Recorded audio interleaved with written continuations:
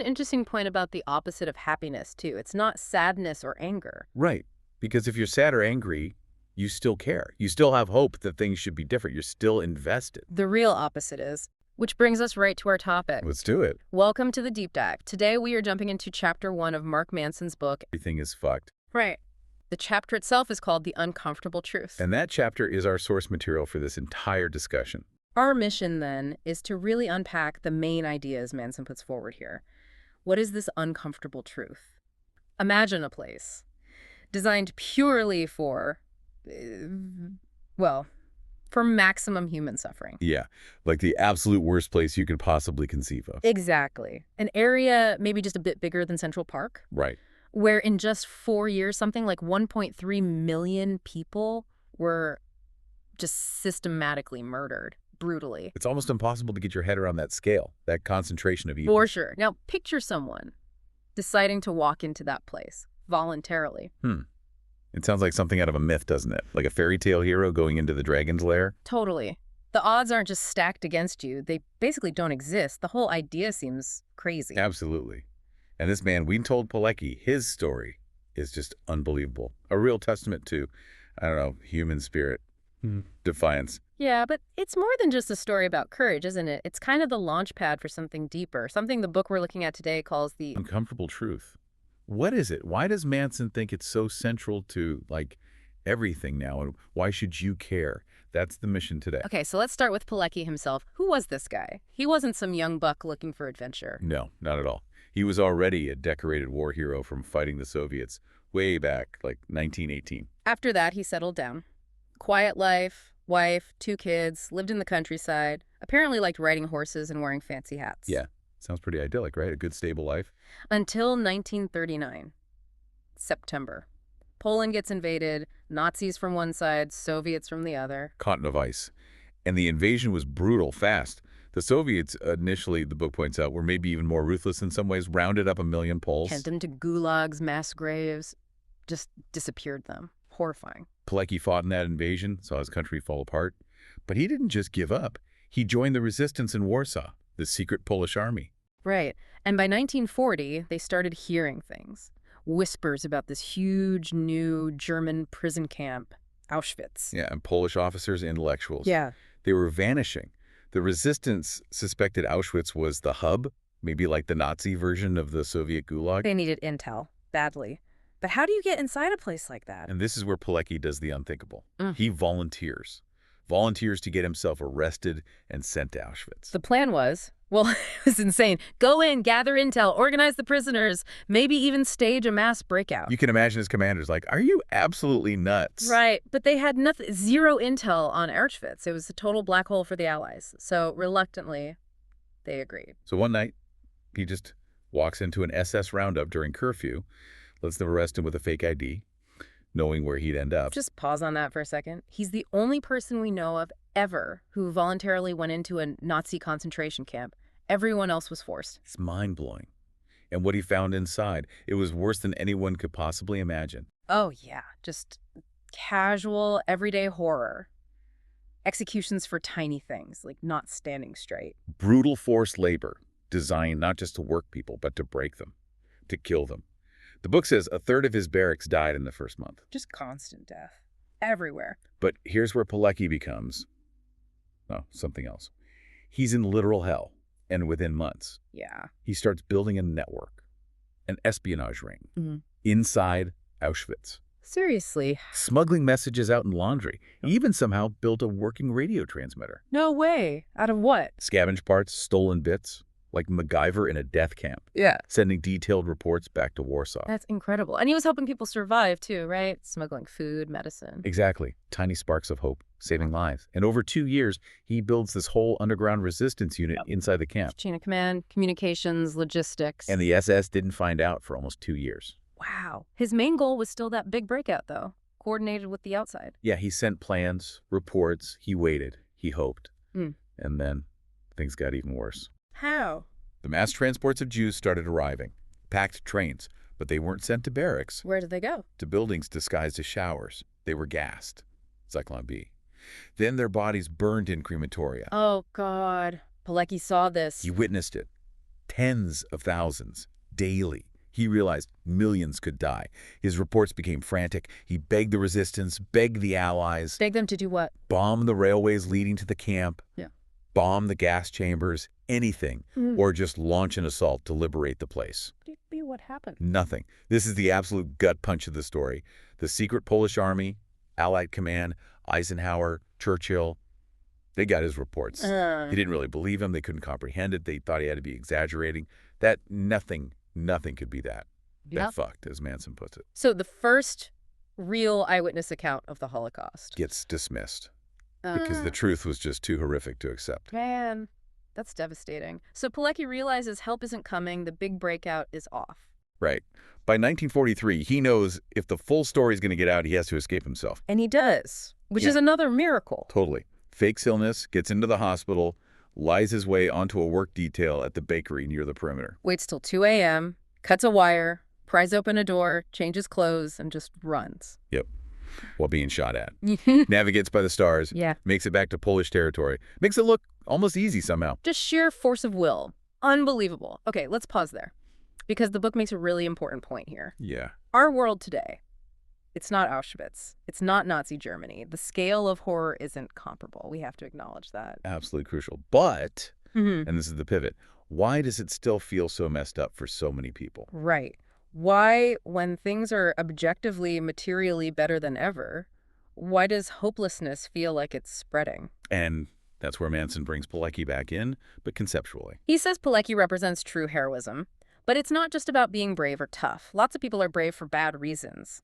Exactly. Real heroism, Pilecki-style heroism, is the ability to create hope, to conjure it out of thin air when there is absolutely zero reason for it. Like striking a match in total darkness, showing a possibility that just wasn't there before. Taking a situation that is completely objectively terrible and finding a way to believe it could be good, or at least fighting for that possibility. And Manson ties this to our modern world. He suggests maybe we crave heroes today not because things are that bad objectively, but because we've kind of lost our why.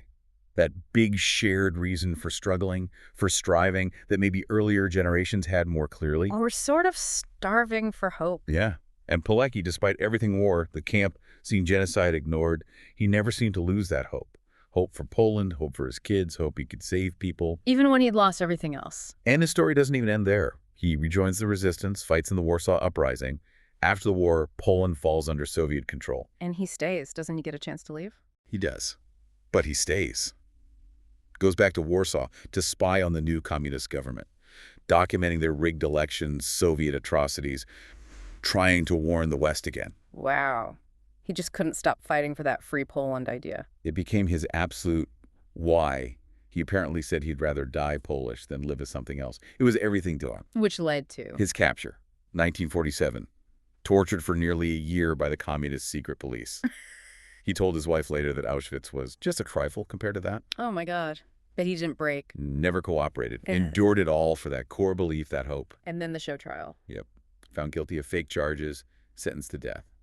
In his final words, they're just chilling. What did he say? Affirmed his loyalty to Poland, regretted nothing, and then, I have tried to live my life such that in the hour of my death I would feel joy rather than fear. Joy after all that. To face death with joy. How hardcore is that? It floors you, doesn't it? Puts our own struggles into a different light. Completely. And this brings us right to the heart of the chapter. The big idea, what Manson calls the uncomfortable truth. Right. He uses this wild Starbucks analogy to introduce it. Imagine ordering a latte, and instead of your name, the barista writes this on the cup. Uh-oh. What? One day, you and everyone you love will die. And beyond a small group of people for an extremely brief period of time, little of what you say or do will ever matter. Wow. Okay, keep going. This is the uncomfortable truth of life. And everything you think or do is but an elaborate avoidance of it. We are inconsequential cosmic dust. We imagine our own importance. We invent our purpose. We are nothing. And then they just hand you the cup and say, have a nice day. Pretty much. It's deliberately provocative, obviously, but it makes the point starkly. The point being? That the universe is fundamentally indifferent. It doesn't care about your job promotion, your breakup, your politics, climate change. None of it matters on a cosmic scale. Okay, but we care. I care about those things. You care. Exactly. And Manson argues you care because you're desperately trying to avoid being crushed by that indifference, by the uncomfortable truth of your own smallness. So we project importance onto things. To give ourselves hope, to shield ourselves from that feeling of meaninglessness. So when people say things like, oh, everything happens for a reason, or every person matters, or helping just one person makes it worthwhile. Manson's take is, that's your hope talking. That's the narrative your brain absolutely needs to construct so you can function. Something has to matter. Otherwise, why do anything? So hope isn't just like a nice feeling, it's fundamental. It's essential fuel, like psychological oxygen. Without the belief that the future can be better, that your actions can matter, you basically shut down spiritually. He makes an interesting point about the opposite of happiness, too. It's not sadness or anger. Right. Because if you're sad or angry, you still care. You still have hope that things should be different. You're still invested. The real opposite is hopelessness. That feeling of everything is fucked, nothing matters, so why bother? Resignation, indifference, seeing the void, basically. And he links that feeling directly to a lot of modern mental health struggles. Yeah. Anxiety, depression. He frames depression specifically as a crisis of hope, a deep-seated belief in a meaningless future. Even things like addiction or obsession. He sees them as desperate, maybe misguided attempts to generate hope artificially when it feels like there's none left. So our mind's main job maybe is just constantly building and maintaining hope to avoid that pit of hopelessness. That's the argument. All meaning, all values, all goals. They're constructed for this purpose. Hope is what makes us endure suffering. It's what we die for. It's the belief in something bigger than our tiny temporary selves. Without it, we feel like nothing. Okay, so how do we build it then if it's so crucial? He talks about hope narratives. Yeah, and he gives a really personal example. After his grandfather died, someone he barely knew, actually, he got this sudden, intense feeling, like totally irrational, that he had to live his life in a way that would make this grandfather proud. Even though his grandfather was gone and wouldn't know? Exactly. It made no logical sense. But his mind, facing that loss, needed to find meaning, needed to generate hope from it. So it created this little story. A mini religion of purpose, he calls it. The narrative was, Grandpa can't hope anymore, so I will hope for him in his honor. And did it work? For a while, yeah.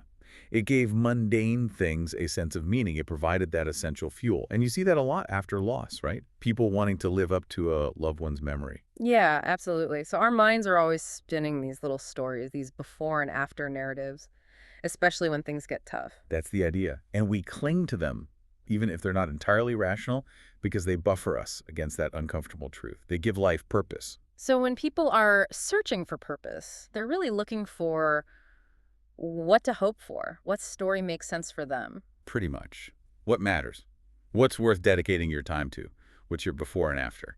And the tricky part is, you can never know for sure if your story is the right one.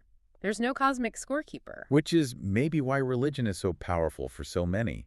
It acknowledges the unknowing, demands faith, and provides a structured narrative that shields you from that raw indifference. Might partly explain lower depression rates sometimes seen in religious groups. But these hope narratives don't have to be religious, right? Not at all. He lists all sorts of examples. Writing a book, raising kids well, fighting climate change, making loads of money for a yacht. Even just getting better at golf. Yeah. Anything that provides that sense of striving towards something better, something meaningful to you. We all have them, these stories we invest in, and it doesn't really matter how we get there. Faith, logic, whatever. The result is the same. A belief in a better future and a path to get there. That's the psychological carrot keeping us going. Okay, but this leads to that big paradox you mentioned earlier, the core puzzle of the chapter. The paradox of progress. Right. Materially, objectively. Things are better than ever for huge numbers of people. Safer, healthier, wealthier. You've got the stats: less violence, more education, rights expanding, poverty down, people living longer. Pinker and Rosling make strong cases for this. The facts are there. Yet we feel worse. Or at least a lot of us do. There's this weird sense of doom, of hopelessness, spreading especially in the most developed places. Yeah, the other stats: rising depression, anxiety, especially among young people. Life satisfaction actually declining in wealthy nations since the 80s. Stress up, opioid crisis, record overdoses. Loneliness soaring. Yeah. Social trust plummeting. Trust in government, media, even each other. That stat about close friends is shocking. Which word? How in the 80s, the most common number of close confidants people had was 3. By the mid-2000s, the most common answer was 0. 0. Wow, that's isolating. Terribly. Add in the environmental dread, nuclear fears, rising extremism everywhere, conspiracy theories, preppers. It paints a picture, doesn't it? We're the safest, most prosperous humans ever, yet we feel more fragile, more hopeless. The better things get, the worse we feel somehow. And the most chilling stat, the wealthier and safer your society, the more likely you are statistically to die by suicide. That just feels completely backwards. Why would that be? Well, Manson's argument ties back to hope. Progress looks at the past, how far we've come. Hope looks only to the future, what still needs fixing, what we still strive for. So, as major external threats decrease, as life gets easier. Paradoxically, maybe we have less to unify us, less to struggle for in that big existential way. We have more to lose, sure, but fewer clear mountains to climb together just to survive or make basic improvements. The struggle becomes more internal, What? existential. Less about survival, more about significance. Maybe. And finding sustainable hope in that world is different. Manson says it requires 3 key things. Okay, what are they? A sense of control, a belief in the value of something, and a community. Control, like agency over your own life. Yep. Values. Finding something bigger than yourself that feels important, worth working towards. And community, being part of a group that shares those values and works together. Exactly. And he argues they're all linked. Lose one, and the other 2 tend to tremble. Lose all 3, and you lose hope. So understanding why we feel this modern crisis of hope means looking at how these 3 things, control, values, community, are holding up today. Precisely. And that's what the next few chapters of the book apparently dig into. How the modern world might be messing with our ability to build and maintain these pillars of hope. So we'll keep coming back to that main question. Why do we feel worse when things are getting better? Yeah. And the book hints the answer isn't obvious. It might surprise you. Okay. So wrapping up this first chapter, we've got Pilecki's insane bravery fueled by hope against impossible odds. Then the uncomfortable truth, or cosmic insignificance. And hope is the story our mind tells itself to keep going to avoid that truth. And finally, this paradox progress happening, but hope may be faltering because the nature of our struggles is changing. So maybe the thought to leave people with is this. If hope is this essential narrative we construct, how do you know if the story you're telling yourself is helping you live a meaningful life, like Pilecki, even in hardship, or if it's maybe blinding you in some way? Yeah. What are the hope narratives you rely on? And are they serving you well and facing, well, everything? Something to chew on until next time.